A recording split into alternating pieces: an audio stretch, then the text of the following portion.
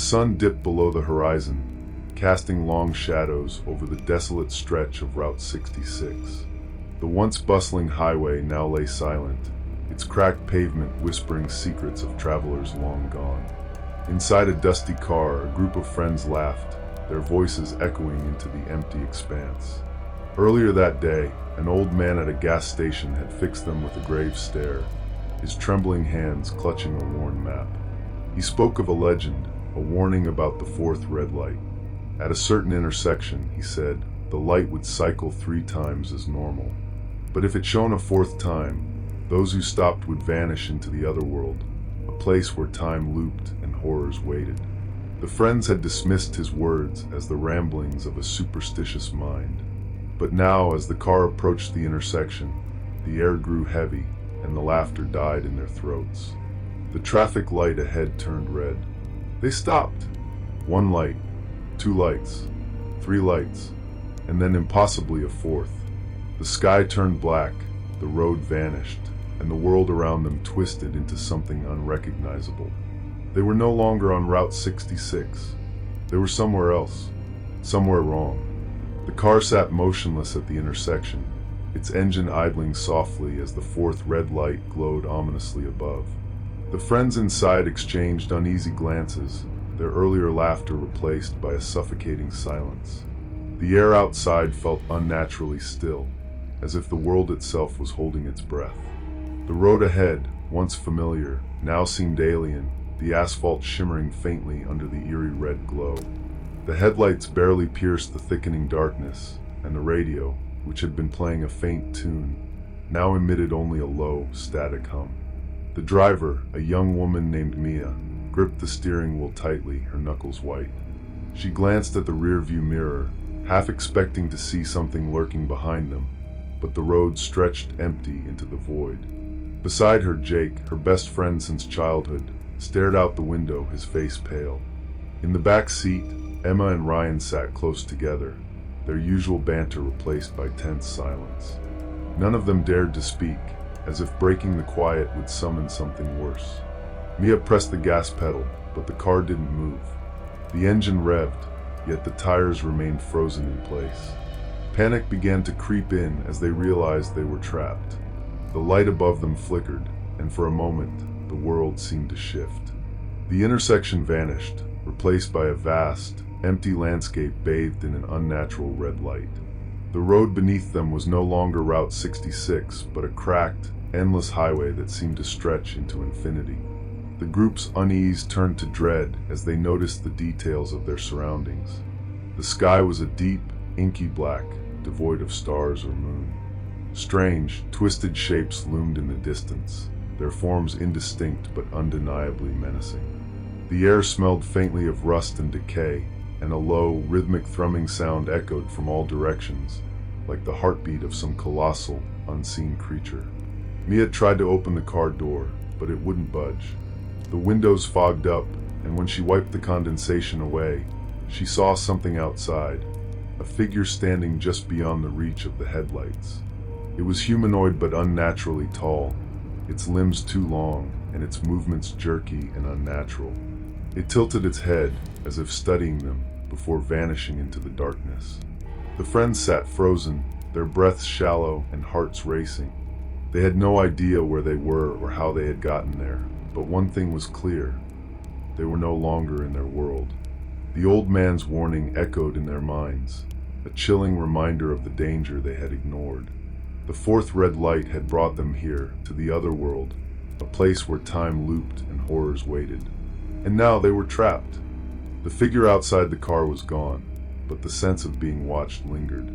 The friends sat in stunned silence, their minds racing to make sense of the impossible.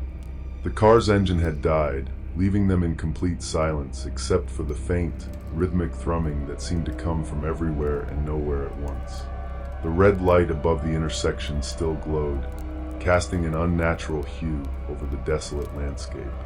Mia tried the ignition again, but the car refused to start. Jake reached for his phone, only to find it completely dead, its screen black and unresponsive. Emma and Ryan checked theirs, but the result was the same. No signal, no power, just emptiness. The realization settled over them like a heavy blanket. They were utterly alone in this strange, lifeless place. As they sat there, the world around them began to change. The road ahead seemed to ripple, like heat rising from asphalt on a summer day. The twisted shapes in the distance grew clearer, revealing jagged, skeletal structures that loomed like the ruins of a forgotten civilization. The air grew colder, and the faint smell of rust and decay grew stronger, making their stomachs churn. Then the car began to move, not from the engine, but as if some unseen force was pulling it forward. The tires screeched against the cracked pavement as the vehicle lurched ahead, dragging them deeper into the otherworld. The friends clung to their seats, their fear mounting as the car picked up speed. The red light above them flickered and vanished, leaving them in near total darkness. The car came to an abrupt stop in front of one of the skeletal structures. Up close, it resembled a crumbling gas station, its windows shattered and its sign hanging crookedly. The faint glow of a single, flickering bulb inside the building was the only source of light. The friends hesitated, but the oppressive silence and the feeling of being watched pushed them to act. They stepped out of the car, their footsteps echoing unnaturally loud in the stillness. The gas station's interior was a nightmare. The walls were covered in strange symbols, etched deep into the rotting wood. The floor was littered with debris, and the air was thick with the stench of decay. In the center of the room stood an old, rusted gas pump, its dials spinning wildly despite the lack of power. Above it, a clock hung crookedly on the wall, its hands frozen at 3:33. As they explored, they noticed something even more unsettling. Scattered across the floor were personal items, a wallet, a pair of glasses, a child's toy. Each item seemed out of place, as if it had been left behind by someone who had vanished without a trace. The friends exchanged uneasy glances, their fear growing with each passing moment. Then they saw it. On the far wall, written in what looked like dried blood, were the words, "The light always shines a fourth time." Below it, a series of tally marks stretched across the wall, each one representing a victim of the otherworld. The friends realized with growing horror that they were not the first to be trapped here, and they might not be the last. The friends stood frozen in the gas station, their eyes locked on the blood-red words and the tally marks that seemed to stretch endlessly across the wall. The air grew heavier, pressing down on them like a physical weight. The flickering bulb above them buzzed faintly, casting erratic shadows that danced across the room. Each shadow seemed to twist and writhe, as if alive and watching. Mia was the first to move, her instincts screaming to leave the gas station. She turned toward the door, but it was gone. The entrance they had come through was now a solid wall, covered in the same strange symbols as the rest of the building. Panic surged through the group as they realized they were trapped. The windows, once shattered, now seemed to reflect only darkness, as if the outside world had ceased to exist. Jake began searching for another way out, his hands trembling as he pushed aside debris and overturned rotting furniture. Emma and Ryan joined him, their movements frantic and uncoordinated. The gas pump in the center of the room continued to spin, its dials clicking loudly in the silence. The sound grated on their nerves, a constant reminder of the unnatural forces at work. As they searched, the room began to change. The walls seemed to close in, the symbols on them glowing faintly, as if alive. The air grew colder, their breaths visible in the dim light. The clock on the wall, still frozen at 3:33, began to tick. Each tick was slow and deliberate, echoing like a death knell. The friends froze, their eyes darting to the clock as the hands began to move. Slowly, agonizingly, the minute hand inched forward, stopping at 3:34. The moment the clock stopped, the gas pump let out a deafening hiss, and a thick, black liquid began to pour from its nozzle. The liquid spread across the floor, bubbling and steaming as it moved toward them. The friends scrambled backward, their shoes slipping on the debris-covered floor. The liquid seemed to have a mind of its own, pooling around their feet and climbing up the walls. Desperation drove them to the back of the gas station, where they found a door partially hidden behind a collapsed shelf. Mia shoved the shelf aside, her hands bleeding from the effort, and pushed the door open. Beyond it was a narrow hallway, its walls lined with more tally marks and symbols. The hallway led to a set of stairs descending into darkness. With no other options, they descended the stairs, the air growing colder with each step. The rhythmic thrumming they had heard earlier grew louder, vibrating through the walls and floor. At the bottom of the stairs, they found themselves in a vast, cavernous space. The walls were lined with countless doors, each one marked with a number. Above them, suspended in midair, was a massive, glowing red light, a perfect replica of the traffic light from the intersection. The friends realized with growing dread that each door represented a victim of the Otherworld, and the red light above them was the source of their torment. The thrumming sound grew deafening, and the light began to pulse, casting the cavern in an eerie, blood-red glow. The doors began to creak open, one by one, revealing glimpses of horrors beyond comprehension. The cavern pulsed with the rhythm of the red light, its glow casting long, jagged shadows across the walls. The doors lining the cavern creaked open slowly, revealing glimpses of nightmarish scenes behind each one. In one doorway, a figure writhed in agony, its body twisted into impossible shapes. In another, an endless void stretched into infinity, dotted with faint, screaming faces. The friends stood frozen, their minds struggling to process the horrors unfolding around them. The red light above them grew brighter, its pulsing rhythm syncing with the thrumming sound that filled the cavern. The air grew thick and heavy, making it hard to breathe. The friends felt an overwhelming sense of dread, as if the light itself was alive and aware of their presence. It seemed to draw them in, its glow hypnotic and inescapable. Mia's eyes were drawn to one of the doors, its number etched in rusted metal. It was the same number as the license plate on their car. Her heart raced as she realized what it meant. This door was theirs. Behind it lay their fate, their own personal horror. She tried to look away, but the light's pull was too strong.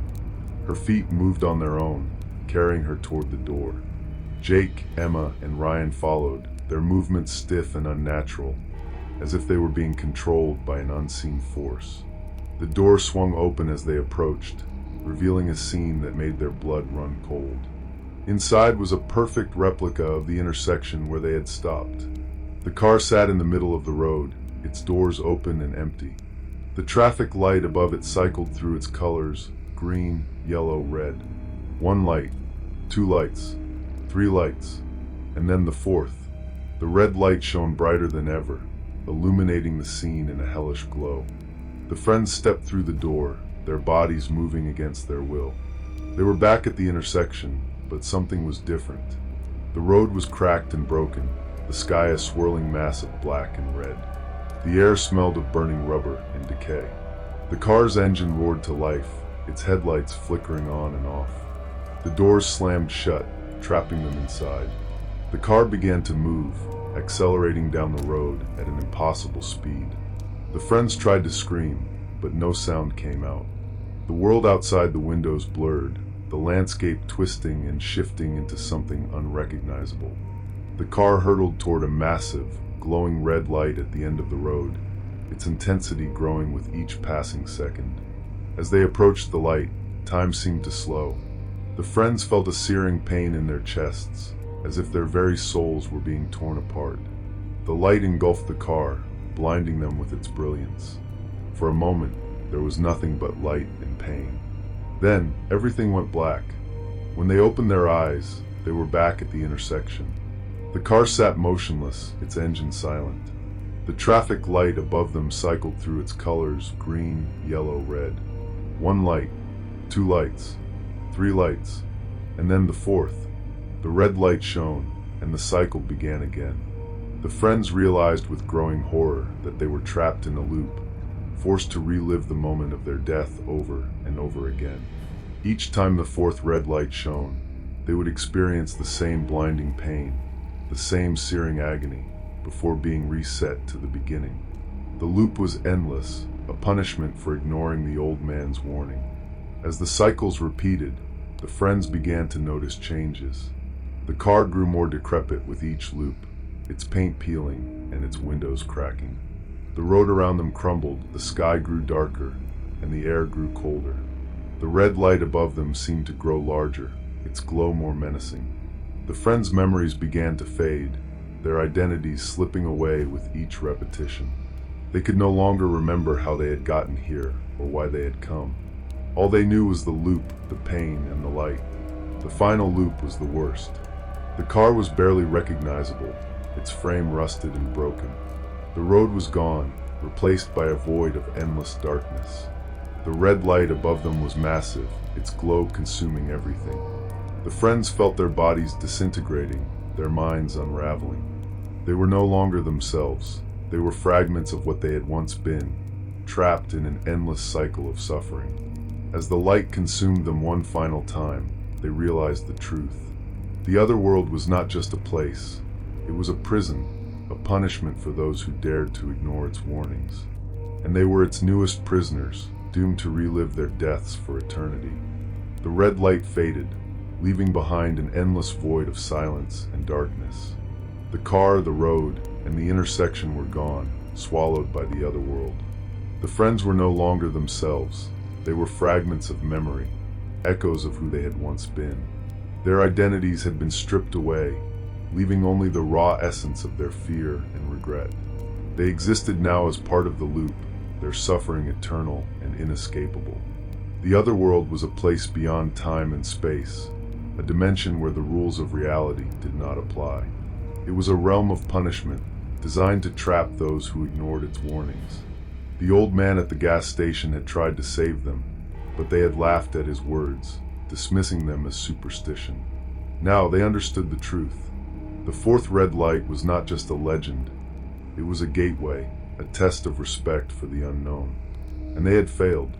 The loop continued, each cycle more agonizing than the last.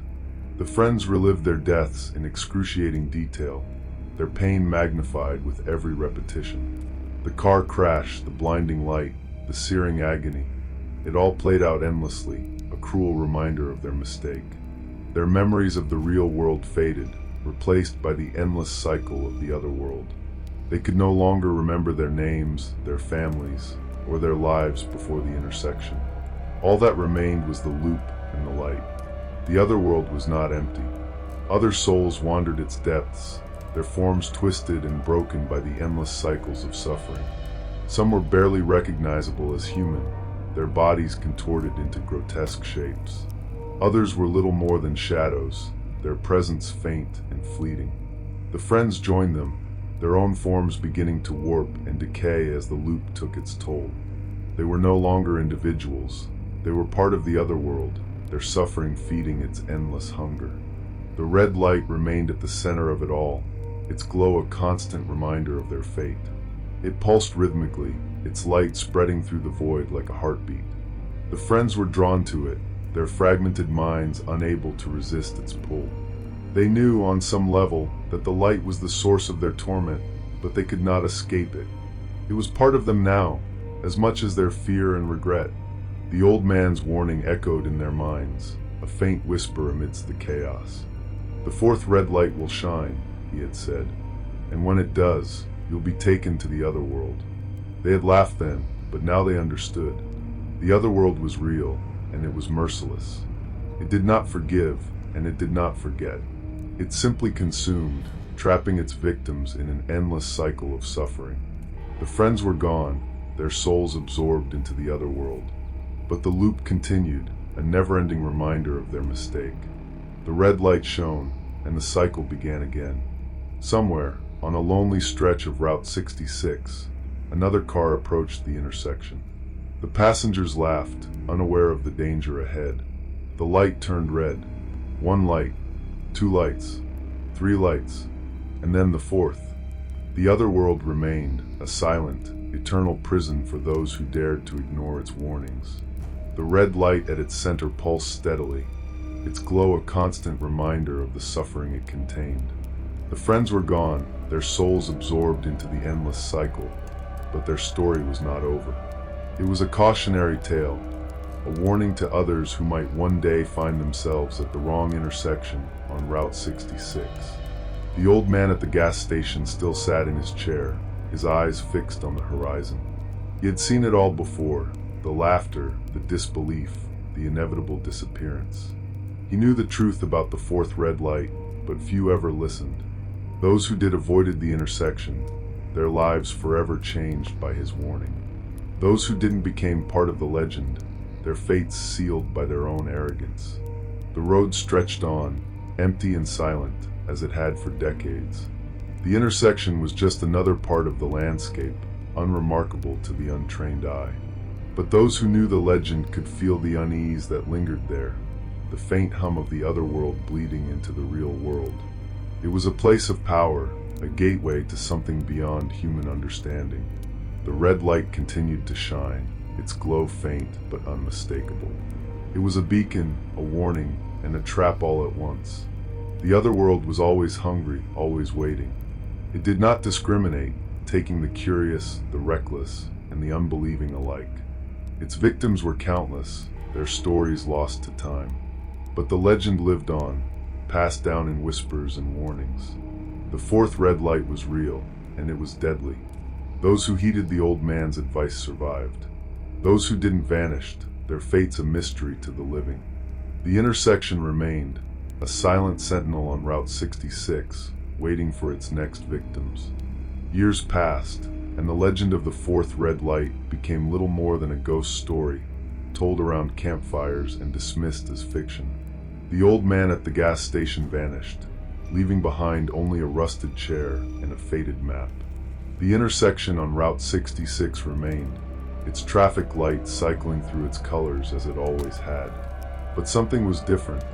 One night, a young couple driving down the highway noticed the intersection ahead. They had heard the stories, of course, but like so many others, they laughed them off. As they approached, the light turned red.